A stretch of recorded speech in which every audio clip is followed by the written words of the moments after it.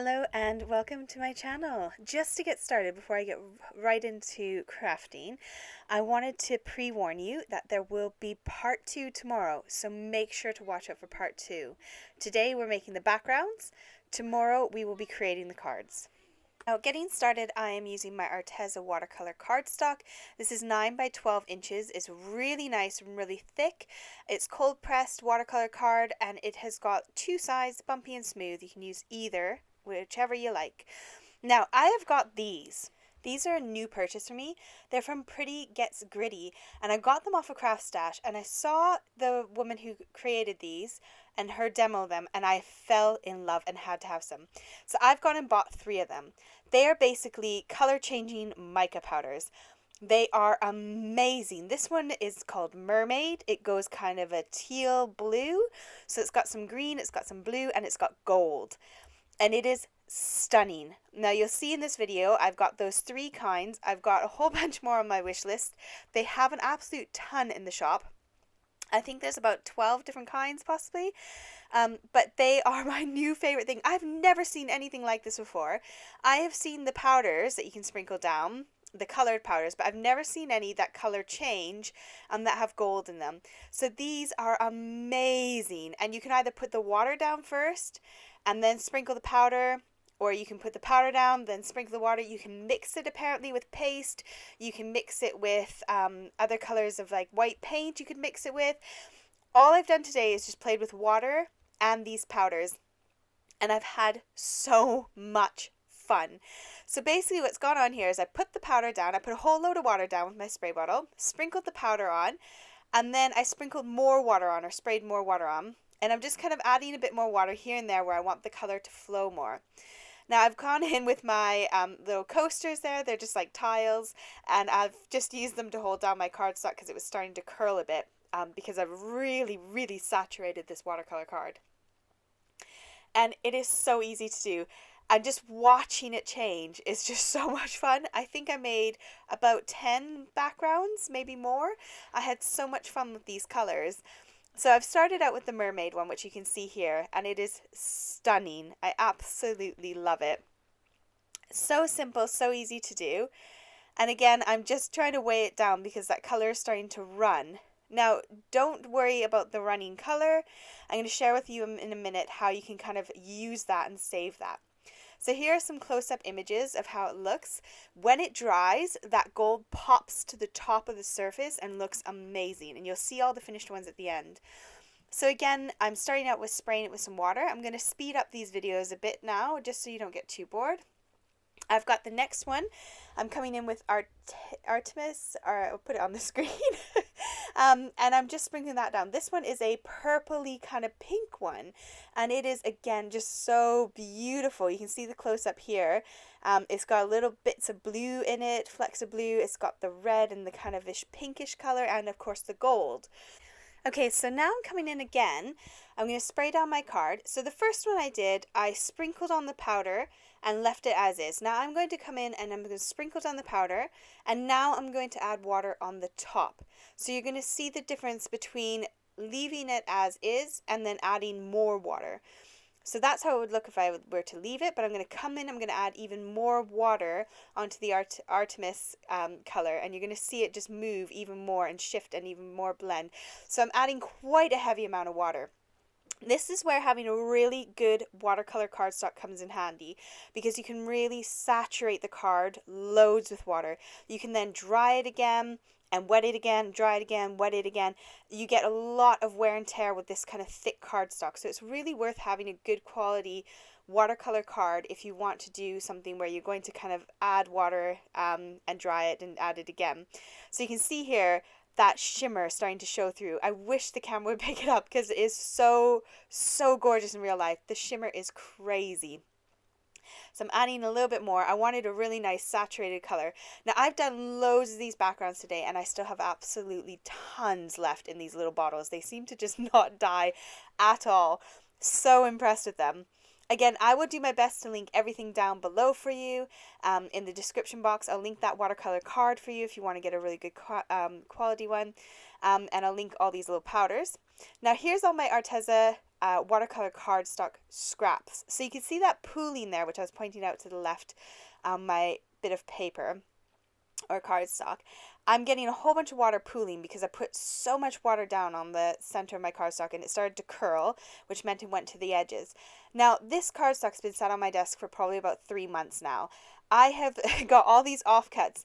This cardstock isn't expensive when you look at it per price per card, but it is an investment when you buy the pack, because you can get, I think, 2 packs in one. And I don't want to toss any of these scraps. They're really, really nice cardstock and they're really good quality. So I've kept them all and I've stored them on my desk, and this is where they're coming in handy. I'm using them to mop up all my excess water, all this beautiful colored shimmered gold water. And again, I've removed my piece of paper and I'm using these scraps and just soaking up that leftover stuff on my desk. So I've dried off my scraps with my heat tool, and now I'm coming in and adding more color, another layer of it on there, and just kind of cleaning up my desk with these scraps. Now I do use a white microfiber cloth and some water to wipe it up. Came up just fine. It was really easy to clean. Now I'm coming in with Cupid. Cupid is the red and gold, and it is also very stunning. I only got 3 because they were about £5 each. They weren't that cheap, but they were worth every penny. But I kind of thought I'll get 3 to start. I'll see how I go. And now I might invest in some more colors because they're so much fun. So watch this color spread. It is so gorgeous. I've tried to zoom in and out for you so you could really see it. But it is so much fun. So today is all about making those backgrounds, having fun, having to play. I was in my office for probably 2 or 3 hours and I just had such an enjoyable time. Yes, my desk was covered in powder. So were my glasses. But it was worth it. It was so good. Can you see this color? Oh, there's something so satisfying about it. I love it.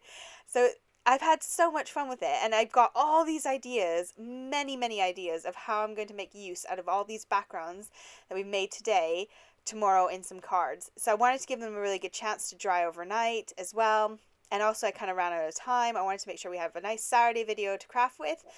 My children are home from school at the moment. Our country's been put into a big lockdown here in the UK. And so we are now back to homeschooling.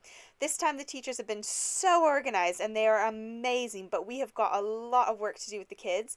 We've got videos for every subject. We've got homework sheets to kind of do with them, but it's really full on and really hands on. So I've had to put my craft business aside and I've had to change things around a bit. So my husband is now working Monday to Friday.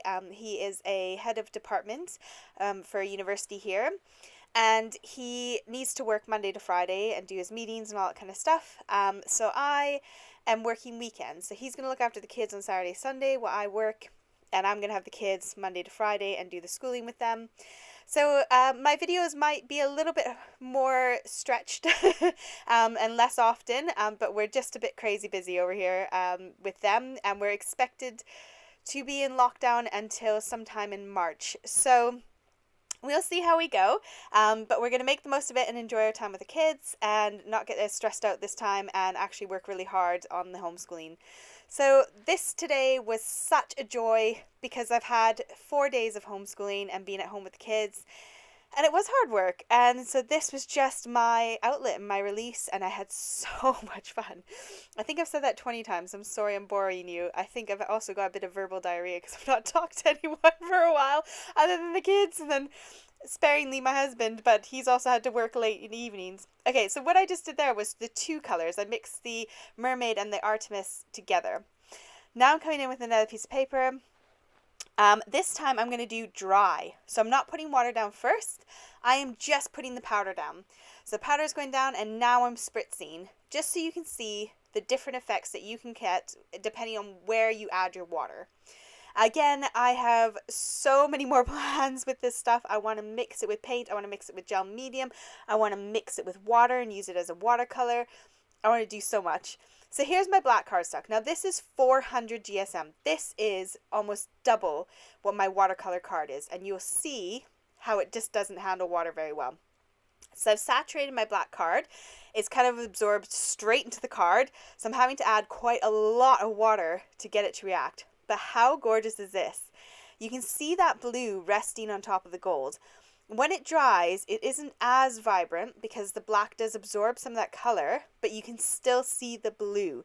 You can still see that blue on top of the gold, and it is stunning. It is so much fun. But I did find I used a lot more powder on the black because a lot of it absorbed into it. The cardstock curled the instant I put the water onto it.